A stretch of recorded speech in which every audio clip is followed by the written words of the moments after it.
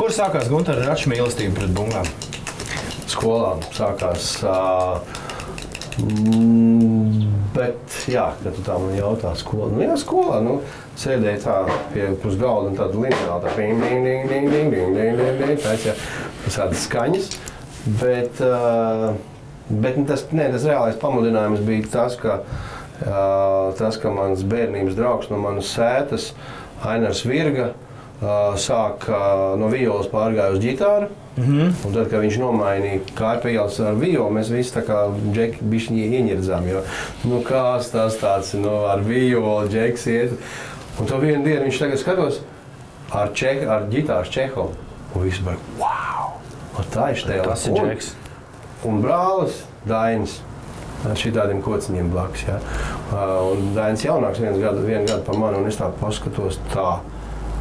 Tur jau viss notiek, un man vispār, nu, ko es tagad daru, jā. Un tad es sāku interesēties, vai skolā nav bungu komplekts, un skolā bija ansamblis, kurā muzicēja neviens cits kā Jānis Lūsens un Jānis Šipkevics.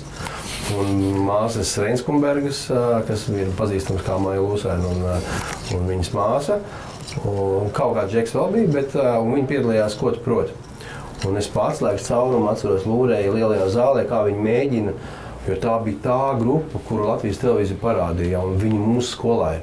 Un es zināju, tur ir bungu komplekts augšā. Un tad, kad viņi pabeidz 11. klasi, es biju laikam kaut kādā 8. vai 7. klasē, es teicu skolotāji, vai es nevaru dabūt atslēgas tur uz to balkonu augšā. Un tur bija vaiprātīgs bungu komplekts, pilnīgi nenormāls, vienkārši bezjēdzīgs. Samaistarots kaut kas no pionieru bundziņām un kaut kāds lielās bungas, un tur es tos atcerēju dziesmu. Tev šodien atļaus pakārties. Kā tev liekas, skatoties atpakaļ vēsturē, ir vairāk etapi, tīpaši runājot par Latvijas mūzikas vēsturi, kad pēkšņi vienā vietā agrā vecumā satiekas ļoti daudz cilvēki, un paiet 20 gadu, un viņi visi vēl joprojām ir iekšā mūzikā. Jūsu skola ir viens no tādiem gadījumiem. Vai tas nozīmē to, ka vienkārši viens pavelk līdzi otru? Kā tu to skaidrotu? Es skaidrotu to ne tik daudz ar Liepājas pirmo vidusskolu, cik ar Liepājas Emīla Melgāra mūzikas vidusskolu, kas atradās tieši 30 soļus blakus. Un mēs jau arī pirmajā vidusskolā mācoties dzirdējām tos, kā mēģina mūzikas skolā. Un aizejot uz turieni, tur mācījās gan tātad Virga, gan Igo, gan Krieviņš, gan visi Līvi, visi Krēdo, visi bija apmēram vienā laikā mācīt mūziku. Mūzikas skolā bija ģeniāls direktors, kurš arī tad, kad es 2. kursā mācījos ļoti slikti, jo es biju sācis kāzas spēlēt un restorānos spēlēt, viņš man izsauca pie sevis un teica, zini, es saprotu visu, jā, ka tu tagad esi jauns un tev tagad vajag tur izpriecāties dzīvi un tam līdzīgi. Viņš saka, bet man ir aizdoms, ka tu esi arī labs muzikants, jā. Un man ļoti gribētos tevi mūsu skolā paturēt, jā. Un es tik labs saņemies. Es domāju, direktors ar mani tā runāja, jā. Pirms tam pirmajā vidusskolā bija klips Padomju armijas virsnieks direktors, kurš runāja ļoti vienkārši, jā. Tur viss ir visus nostādīt, nošaut un tā, bet un te cilvēcīgi ar tevim parunāja Valdis Vikmanis, jā, direktors.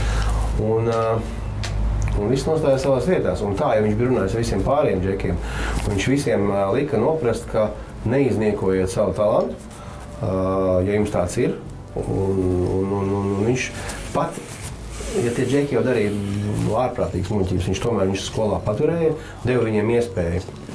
Tā kā es esmu viņam, Valdim Vikmanim, milzīgi pateicīgs par tiem dažiem vārdiem, ko viņš pateica, un lika man noticēt, ka pagādi, varbūt es tiešām izniekoju kaut kādas lietas un saņemties un kaut kādas lietas tomēr izdarīt līdz galam.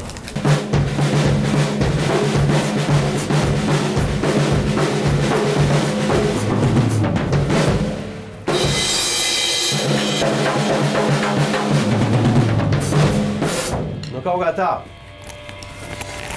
Very nice, very nice. Varam pat teikt. Ja šī ritmiņa kājas pašas celājās.